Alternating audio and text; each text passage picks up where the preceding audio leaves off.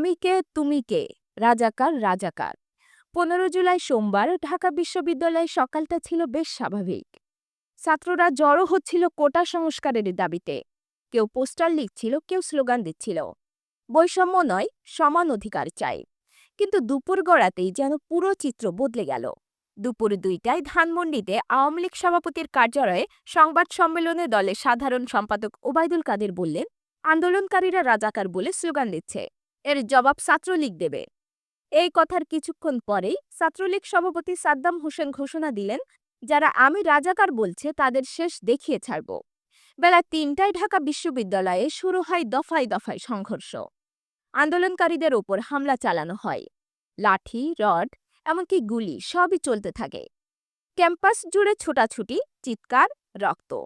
সেই দিনেই আহত হন অন্তত 297 জন। তাদের অনেকেই চিকিৎসা নিয়েছেন ঢাকা মেডিকেলে। কারো মাথা ফেটে গেছে, কারো পিঠে ব্যথা, কারো চোখের নিচে রক্ত জমে আছে। এতটুকুতে শেষ হয়নি। রাজশাহী, চট্টগ্রাম, খুলনা, বরিশাল দেশজুড়ে হামলার খবর আসতে থাকে। আন্দোলনের নামেই যেন শুরু হলো দমন পীড়নের পালা। এদিকে ছাত্রলীগ বলছে, রাজাকার স্লোগান দেওয়া মানেই দেশের বিরুদ্ধে ষড়যন্ত্র।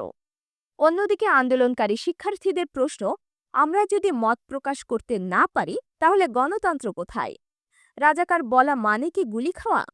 15 জুলাই শুধু একটা তারিখ নয়, এই দিনটা মনে করিয়ে দেয় কিভাবে একটা সাধারণ দাবি কোটা সংস্কার ছাত্রদের চোখে রক্ত এনে দিল।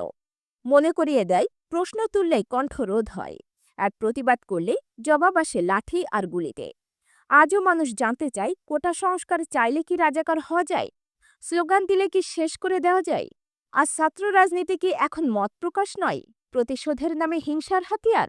Ayesha Akter, desk news, zero TV.